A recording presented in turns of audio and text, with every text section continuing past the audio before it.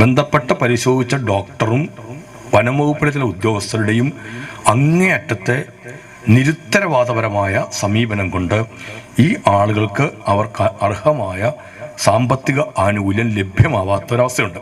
ഇന്നത്തെ യോഗത്തിൽ കർശനമായ നിർദ്ദേശം കൊടുത്തിരിക്കുന്നത് ആരാണോ അതിൻ്റെ ഉത്തരവാദികൾ അവർക്കെതിരെ മറ്റ് നടപടികൾ സ്വീകരിക്കണം എന്ന് ഇന്ന് ആ യോഗത്തിൽ പങ്കെടുക്കാൻ നിർദ്ദേശം കൊടുത്തിട്ടാണ് ഞാൻ ഈ യോഗത്തിലേക്ക് പങ്കെടുക്കാൻ വിടുന്നത്. വളരെയധികം ഒരു തരത്തിലും അംഗീകരിക്കാനും ന്യായീകരിക്കാനും കഴിയാത്ത തരത്തിലുള്ള അലംഭാവം എന്നല്ല പറയേണ്ടത്, എന്ത് വാക്കാണ് അതിന് പറയേണ്ടതെന്ന് ആലോചിച്ച് നോക്കുക. അങ്ങേയറ്റത്തെ നിരുത്തരവാദപരമായ സമീപനം. 2020 സെപ്റ്റംബറിലെ കാര്യത്തിനകത്ത് ഇന്ന് വന്നിട്ടും ചില ഉദ്യോഗസ്ഥന്മാർ പറയുന്നത് അതിന് ഇന്ന സർട്ടിഫിക്കറ്റ് കിട്ടിയിട്ടില്ല, ഇന്നതുപോലെ ആയിട്ടില്ല എന്നെല്ലാമാണ്.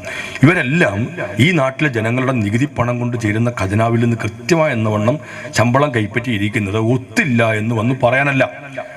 അവരെല്ലാം വന്നിരിക്കുന്നതെല്ലാം ഒരു ജനാധിപത്യമായതുകൊണ്ടെല്ലാം വന്ന് നിൽക്കുന്നതാണ്.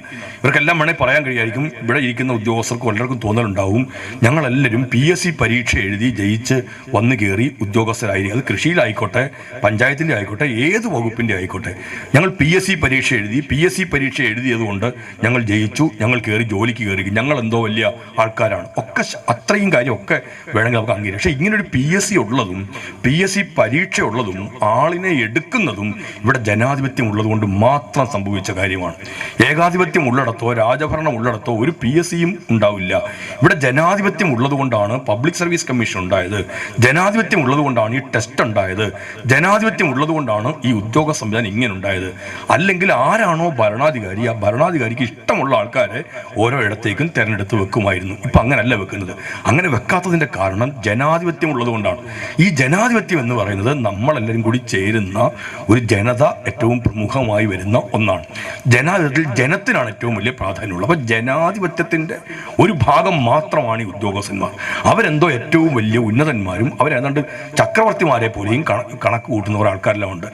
ഉദ്യോഗത്തിൻ്റെ രംഗത്തേക്ക് കയറി കഴിയുമ്പോഴേക്കും ഞങ്ങളെല്ലാം ആയി കഴിഞ്ഞിരിക്കുന്നു, ഞങ്ങൾക്കിനി ആരും ഒന്നും പേടിക്കേണ്ടില്ല, കൃത്യമായ എന്നോട് ഞങ്ങൾക്കെല്ലാം ശമ്പളം കിട്ടും എന്നുള്ളൊരു ചിന്തയാണ് 2020 പന്നി കുത്തിയനക്കയും സോമനും ഷാജിക്കും ഇത് ആനുകൂല്യം കിട്ടുന്നതിനകത്ത് തടസ്സമാകുന്നത്. പക്ഷേ ഇത്രയും ഒരു തടസ്സമുള്ള വിവരം ഇന്നത്തെ ഈ യോഗത്തിൽ അവതരിപ്പിക്കും. ഇവർ വിചാരിച്ചത് എനിക്കറിയാൻ വയ്യാത്ത ഏതോ ഒരു സംഭവമാണെന്നുള്ള ഇടത്തിലാണ് അവരെല്ലാം കരുതിയിരുന്നത്. ഈ വന്നിരുന്ന വനം വകുപ്പ് ഉദ്യോഗസ്ഥന്മാരുടെ ഇപ്പോഴും ധാരണ അങ്ങനെ ആയിരുന്നു എനിക്ക് തോന്നുന്നുണ്ട്. അവർ നോക്കുന്നുണ്ടെങ്കിൽ ചേർത്തലയിലെ ഒരു ജനപ്രതിനിധി, ചേർത്തലയിലും കാടുകളും പ്രശ്നമൊന്നുമില്ല.